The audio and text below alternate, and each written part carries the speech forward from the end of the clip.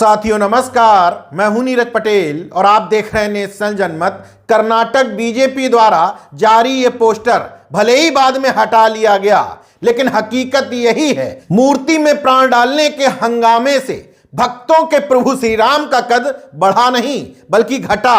क्योंकि मोदी जी कह रहे थे कि अभी तक आपके भगवान में प्राण नहीं थे, अब मैं डालने जा रहा हूं।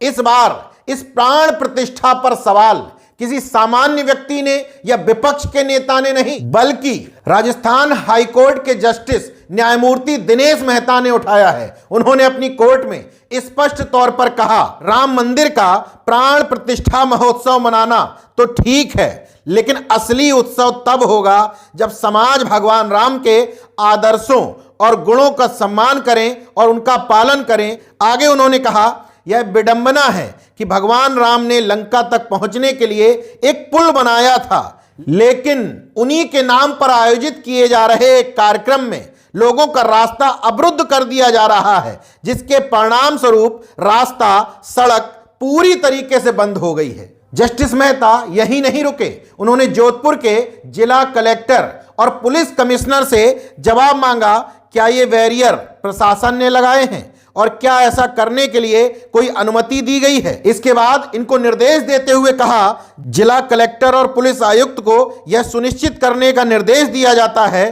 कि सड़कें, विशेष रूप से उच्च न्यायालय की ओर जाने वाली सड़कें, किसी भी जुलूस, धरना और धार्मिक उत्सव के नाम पर अवरुद्ध ना हो।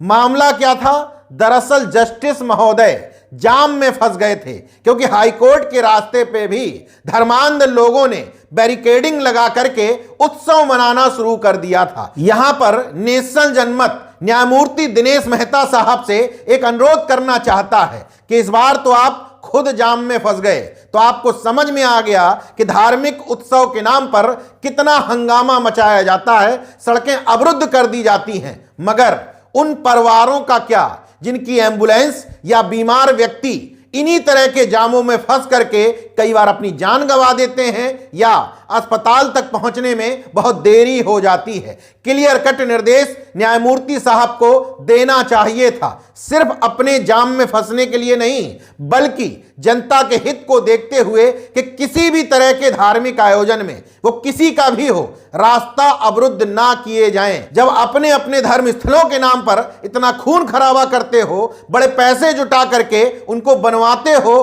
तो सड़क पर उतर करके लोगों का जीना हराम क्यों करते हो? हालांकि मामला भले ही व्यक्तिगत जाम में फंसने का हो, लेकिन जस्टिस मेहता ने जन सरोकारों से जुड़े हुए बेहद महत्वपूर्ण मामले की तरफ ध्यान आकृष्ट कराया है।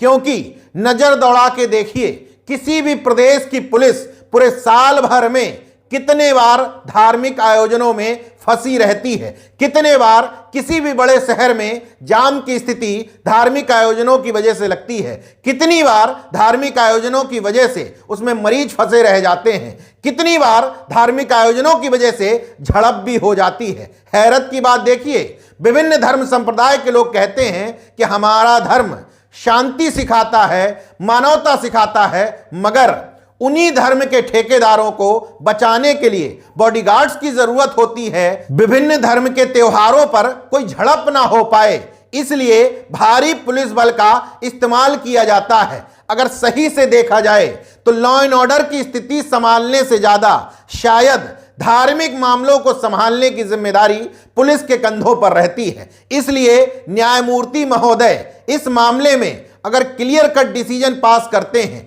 कि किसी भी धार्मिक आयोजन में सड़कों को अवरुद्ध ना किया जाए, जितने भी आपको धार्मिक आयोजन करने हैं अपने धर्म स्थलों के भीतर करो या किसी अन्य परिसर के भीतर।